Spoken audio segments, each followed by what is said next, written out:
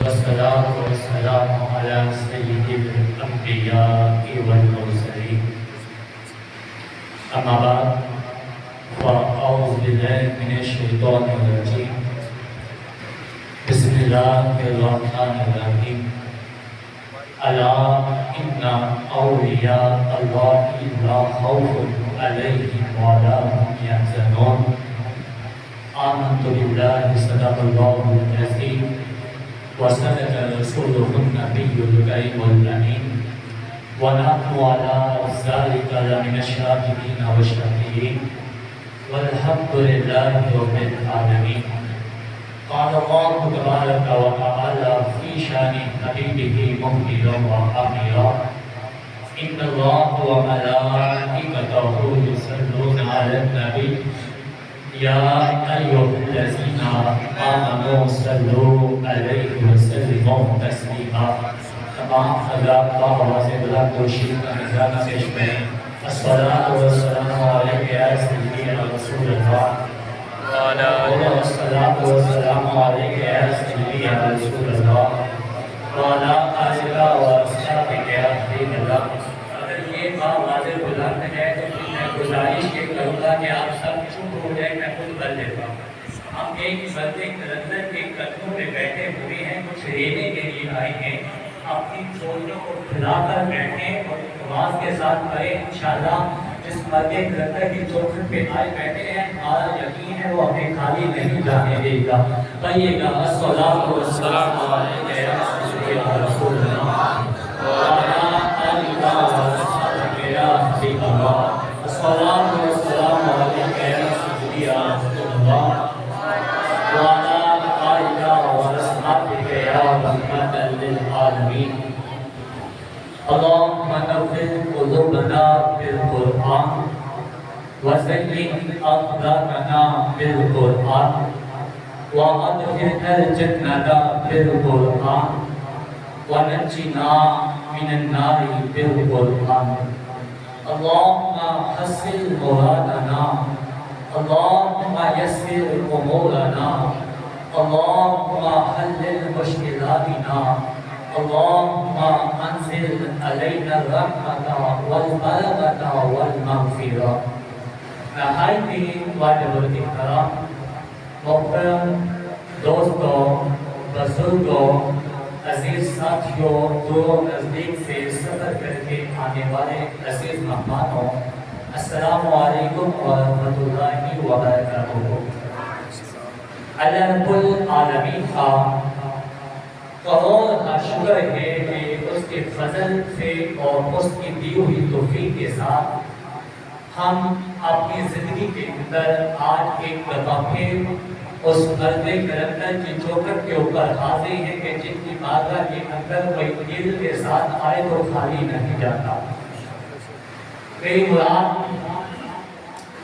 صوفی باثبات، عالم نبیل، قاصد جلیل، پیر طریقت، رہبر شریعت حضرت علامہ مولانا صاحبزادہ پیر عبدالعزیز مرتضائی جناب رسول رحمۃ اللہ تعالی علیہ. آپ کا سالانہ عرس مبارک ہے اور تقریباً اس کی آخری نشست ہے جس کے اندر میں اور آپ سب حاضر ہیں. دعاؤں کے علاوہ ہم سب کا آنا اپنی بارگاہ میں شرط قبولیت فرمائے اور ہم جب یہاں سے جائیں اللہ پاک اپنے نیک بندوں کے صدقے سے ہماری خالی دامن کو بھی مالا مال کر دیں. میرے ذمہ جو موضوع مجھے سونپا گیا ہے وہ یہ ہے کہ پیر کسے کہتے ہیں. صدارت کی نشست کے اوپر پیر طریقت رہبر شریعت حضور والا شاہ خواجہ حافظ محمد مظہر عبدالرسول صاحب آپ صدارت کی نشست کے اوپر جلوہ فرما تھے اور مجھ سے پہلے بھی صبح سے تمام علماء کرام اپنے اپنے انداز کے اندر اپنے اپنے طریقے کے ساتھ آپ کو اللہ اور اس کے رسول کی باتیں سناتے رہی ہیں.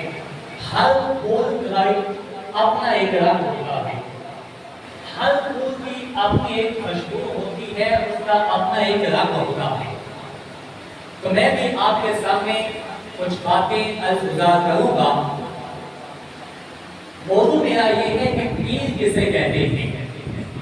یقیناً آج کے اس فکن دور کے اندر اس موضوع کے اوپر گفتگو کرنا بہت سے مسائل پیدا ہو سکتے ہیں، مگر جنہوں نے اس موضوع کے لیے مجھے پسند کیا ہے تو جو بھی ہوگا وہ خود ہی سنبھال لیں گے، کیونکہ ماں تو عقیدہ یہ ہے کہ اللہ والوں کے در پہ جو بھی آ جاتا ہے وہ خالی نہیں جاتا۔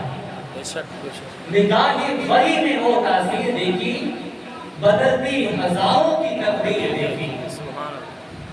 اللہ پاک نے قرآن مجید فرقان حمید کے اندر ارشاد فرمایا، الا ان اولیاء اللہ لا خوف علیہم ولا هم یحزنون۔ قرآن کے اوپر کہیے گا سبحان اللہ۔ تو بندہ قرآن سن کر بھی نہ بولے تو پھر اس کے نصیبوں کے اوپر میں کچھ نہیں کہہ سکتا۔ رب نے فرمایا الا ان اولیاء اللہ لا خوف علیہم ولا هم یحزنون۔ سبحان اللہ۔ ابھی بھی سارے نہیں بولے، میں پھر عرض کر رہا ہوں، رب نے فرمایا الا ان اولیاء اللہ لا خوف علیہم ولا هم یحزنون۔ سبحان اللہ۔ فرمایا کہ خبردار جو میرے ولی ہیں، جو میری بارگاہ کے اندر مقبول بندے ہیں، ان کو نہ کوئی خوف ہے اور نہ ہی کوئی غم ہے۔ سبحان اللہ۔ اب پتہ کیسے چلے گا کہ ولی کون ہے، رب کی بارگاہ کے اندر مقبول بندہ کون ہے؟ قرآن نے تو ہمیں یہ بتا دیا کہ جو اللہ کا ولی ہے اس کو نہ کوئی خوف ہے نہ کوئی غم ہے۔ اب کیسے پتہ چلے گا؟ جگہ جگہ پر دین کا نام لے کر اپنے آپ کو پیر کا نام دے کر بیٹھے ہوئے شوقہ باز ہر جگہ کے اوپر موجود ہیں۔ ہمیں کیسے پتہ چلے گا کہ اللہ کا ولی کون ہے، جس کے بارے رب کا قرآن اعلان کر رہا ہے کہ جو میرے ولی ہیں ان کو نہ کوئی خوف ہے نہ کوئی غم ہے۔ اب یہ کیسے پہچان ہوگی؟ قرآن کہہ رہا ہے الذین آمنوا وکانوا یتقون۔ سبحان اللہ۔ وہ لوگ جو ایمان لے کر آئے اور ایمان لانے کے بعد انہوں نے تقوی اختیار کیا، وہ اللہ کے ولی ہیں۔ سبحان اللہ۔ پتہ چلا کہ ایمان لانے کے بعد بندہ ولی نہیں بن سکتا جب تک وہ تقوی اختیار نہ کرے گا۔ اور یہ بھی بات عرض کر دوں کہ ہر عالم کے لیے یہ ضروری نہیں کہ وہ پیر ہو۔ بات یہ عرض کرنے لگا ہوں کہ ہر عالم کے لیے یہ ضروری نہیں کہ وہ پیر ہو، مگر ہر پیر کے لیے ضروری ہے کہ وہ عالم ہو۔ ہر پیر کے لیے یہ ضروری ہے کہ وہ عالم ہو، کیونکہ اگر پیر عالم ہوگا، جاننے والا ہوگا تو مریدوں کو بتائے گا نا۔ بے شک بے شک۔ اگر پیر عالم ہی نہیں ہے، پیر جاننے والا ہی نہیں ہے تو مریدوں کو کیا وہ خاک درس دے گا؟ پھر وہی درس دے گا ہمارے پیروں نے دلوں کی نماز نہیں دی ہوئی، ہمارے پیر پہنچی ہوئی سرکار ہیں۔ کہاں پہ پہنچے ہوئے ہیں؟ جہنم کے کنارے پہ پہنچے ہوئے ہیں۔ جنہوں نے نماز نہیں پڑھی وہ کون سا دین ہے جس کے اندر نماز کی معافی ہے؟ وہ کون سی شریعت ہے جس کے اندر نماز کی معافی ہے؟ وہ کون سا پیر ہے جو نماز کی معافی دیتا ہے، اجازت دیتا ہے؟ کریم آقا علیہ السلام کی زندگی ہمارے لیے بہترین نمونہ ہے۔ اللہ پاک نے قرآن مجید فرقان حمید کے اندر ارشاد فرمایا لقد كان لكم في رسول الله اسوة حسنة۔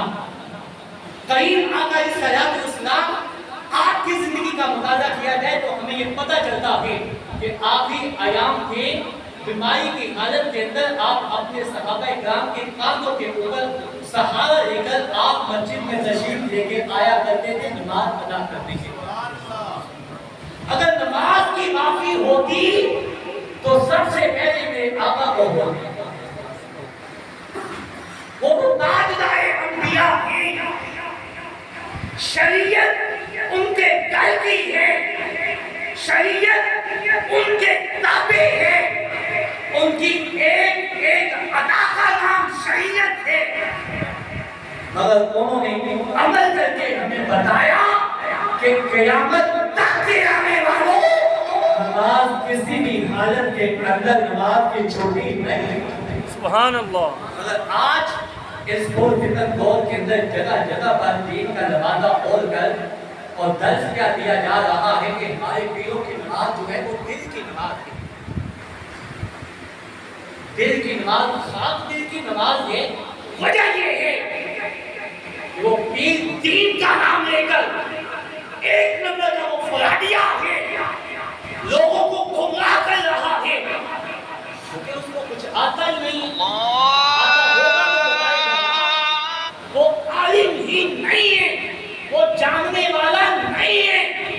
اگر عالم ہوتا، جاننے والا ہوتا، وہی آقا السلام کے حدیث کا مطالعہ کرنے والا ہوتا تو پھر اس کو پتا چلتا کہ نماز جو ہے کسی حالت کے اندر بھی چھوٹی نہیں ہے. اور پھر نام نہاد کے مسلمان بیٹھے ہوتے ہیں ڈیرے لگا کے.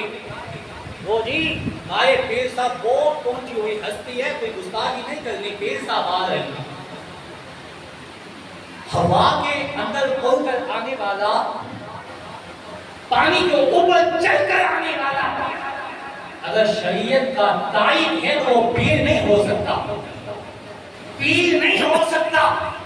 پھر سماعت فرمائیے گا، ہوا کے اندر پرواز کر کے آنے والا، پانی کے اوپر چل کر آنے والا اگر شریعت کا تائید ہے تو وہ پیر نہیں ہو سکتا. سر کی پیر ضرور ہو سکتا ہے، بے شک حق. پیر نہیں ہو سکتا. پیر وہی ہے جس کا ظاہر بھی اور باطن بھی شریعت کے تابع ہے. پیر وہی ہے کہ اگر وہ بیابان کے اندر بھی اپنا پڑاؤ ڈالتا ہے، ڈیرا لگاتا ہے تو وہاں پر بھی وہ اللہ اور اس کے رسول کی دین کی بات کرتا ہے. بے شک بے شک. اور اللہ والوں کی ایک نشانی یہ بھی ہوتی ہے کہ جس جگہ پر بھی وہ اپنا پڑاؤ ڈالتے ہیں، اپنا ڈیرا لگاتے ہیں، ان کے پاس 7 مسجد ضرور ہوتی ہے. شک بے شک. 7 مسجد ضرور ہوتی ہے کیونکہ انہوں نے خود بھی نماز پڑھنی ہے. جو ان کی بارگاہ میں آتا ہے اس کو بھی وہ نماز پڑھاتے ہیں. بے شک. مگر آج اس دور فتن دور کے اندر ہمیں دیکھنے کو ملا ہے جسے گھر سے پوچھنے والا کوئی نہیں ہوتا. ساری زندگی کاروبار کر کے جب وہ کسی کام کا نہیں رہ جاتا پھر وہ 4-5 وہ اپنے چہرے چمچے اکٹھے کر کے دین کا لبادہ ہو کر پیر بن کے بیٹھ جاتا ہے. سب سے بڑی اس کی نشانی یہ ہوگی فراڈیت دین کی کہ جہاں پر اس کا پڑاؤ ہوگا 7 مسجد نہیں ہوگی. مسجد نہیں ہوگی کیونکہ مسجد ہوئی تو اسے نماز پڑھنی پڑے. بے شک. مسجد ہوئی تو اسے نماز پڑھنی پڑے گی. پھر وہ اپنے مریدوں کو ایک ہی درس دیتے ہیں، باقی ہمارے پیروں نے جو ہے نا وہ ان کی دل کی نماز ہے. اور پھر ایسے نام نہاد کے مرید بھی آنکھیں بند کر کے ایسے دل کے پیچھے چلتے ہیں کل دور کے ڈوبے ہیں تو سامنے ملا کے ڈوبے ہیں. اللہ پاک اپنے پیارے محبوب علیہ السلام کے صدقے ہمیں ایسے جیلی پیروں سے بچائے. آج میں عالم اسلام کی ممتاز دینی درسگاہ دارالعلوم جامعہ مرتضیہ کے اندر موجود ہوں. یہ ایسی درسگاہ ہے کہ جس جگہ کے اوپر صبح و شام اللہ اور اس کے رسول کے دین کی درس دیا جاتا ہے. بچوں کے سینوں کے اندر اللہ اور اس کے رسول کی محبت کو ڈالا جاتا ہے. کامیاب وہی ہے جو اللہ اور اس کے رسول کے ساتھ محبت کرتا ہے. چاہے کوئی پیر ہے یا فقیر ہے، بادشاہ ہے یا وزیر ہے، جس کے سینے کے اندر میرے آقا کی محبت ہے وہی کامیاب ہے. اور جس کے سینے کے اندر میرے آقا کی محبت نہیں ہے وہ ساری زندگی بھی ساری رات بھی وہ مسئلے کے اوپر کھڑا رہے، اس کی کوئی نماز قبول نہیں ہے. سادہ مثال کے ساتھ سمجھانا چاہتا ہوں کہ ابو جان ساری زندگی اس نے مکے میں گزاری، دل نے آقا کی محبت نہیں تھی، رہا کافر کا کافر ہی رہا۔ بے شک حضرت اویس کرنی رضی اللہ تعالیٰ عنہ کریم آقا علیہ الصلوۃ والسلام کی محبت سینے کے اندر ہے، آقا کی زیارت نہیں بھی کر سکے، رب نے مقام یہ عطا کیا ہے کہ قیامت تک آپ کا ذکر ہوتا رہے گا۔ سبحان اللہ۔ اور آج کے اس پرفتن دور کے اندر یہ بھی بات بہت سننے کو ملتی ہے کہ یہ جو پیر فقیر ہیں نا، یہ کچھ نہیں دیتے، یہ کچھ نہیں کر سکتے۔ ایک ایسا ٹولہ بھی ہے جو کہتا ہے کہ کچھ بھی نہیں کر سکتے، جو بھی دیتا ہے خدا دیتا ہے۔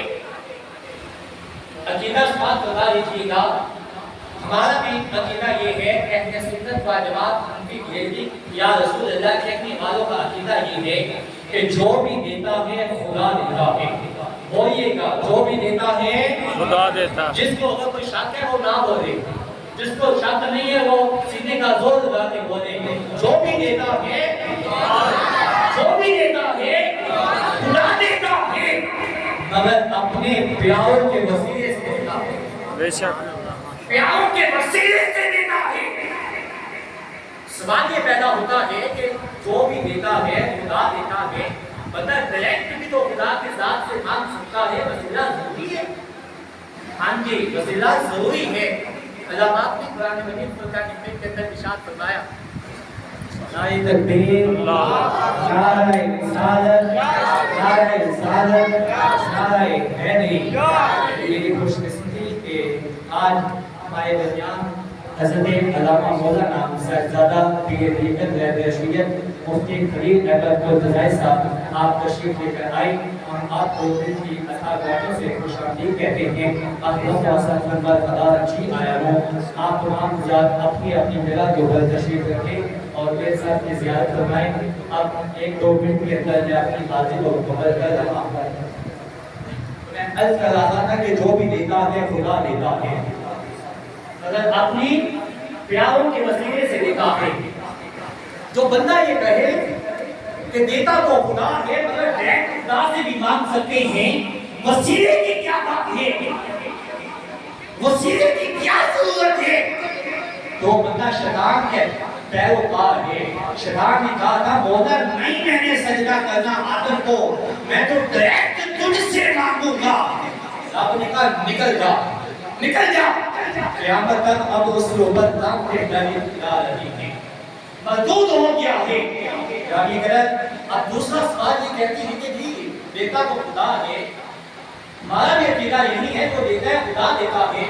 یہ بھی بات بہت سننے میں آئی ہے کہ انہوں نے نیا داتا سا بنا رکھا ہے، نئے خواجہ سا بنا رکھا ہے، داتا تو خدا کے ذات ہے، داتا تو دینے والے کو کہتے ہیں۔ حقیقی ذات خدا کی ذات ہے، داتا دینے والا خدا ہے، مگر ہم جو داتا صاحب گنج بخش فیض عالم مظہر نور خدا ناقصاں پیے کامل کاملہ رہنما، لاہور کے سرزمین کے اوپر راوی کے کٹے کے اوپر بیٹھ کر وہ مرد قلندر جنہوں نے اس طریقے کے ساتھ اللہ اور اس کے رسول کی محبت لوگوں کے سینوں کے اندر ڈالی ہے۔ آج لوگ باتیں کہتے ہیں انہوں نے نیا داتا بنا لیا ہے۔ میں کہتا ہوں کہ حقیقی داتا جو ہے وہ خدا کی ذات ہے، وہ مجازی داتا ہے۔ پھر سوال یہ کیا جاتا ہے کہ حقیقی داتا کے ہوتے ہوئے مجازی داتا کی کیا ضرورت ہے؟ تو میں عرض یہ کرنا چاہتا ہوں کہ اگر ایک منٹ کے لیے مان لیا جائے کہ حقیقی داتا کے ہوتے ہوئے مجازی داتا کی ضرورت نہیں ہے، تو پھر میرا سوال یہ ہے کہ جب سیدنا حضرت یوسف علیہ السلام کو آپ کے بھائیوں نے کنویں کے اندر ڈالا تھا، پھر کنویں سے نکال کر آپ کو مصر کے بازاروں میں لے جا کر بادشاہ بن کے، پھر وہ جب اس جیل کے اندر قیدی ڈالے گئے، آپ نے وہ تفسیر پوچھی گی تو آپ نے فرمایا وَيَسْقِي رَبَّهُ خَمْرًا، تم میں سے ایک ساتھی اپنے رب کو شراب پلائے گا۔ اگر مجازی داتا نہ مانا جائے تو پھر بتائیے قرآن تو کہہ رہا ہے، اللہ کے نبی سیدنا یوسف علیہ السلام نے فرمایا کہ تم میں سے ایک ساتھی اپنے رب کو شراب پلائے گا۔ اگر مجازی داتا نہ مانا جائے تو پھر بعد اللہ وہ کون سا رب ہے جو شراب پیتا ہے؟ اللہ اکبر۔ وسیلے کے بغیر گزارا نہیں ہے۔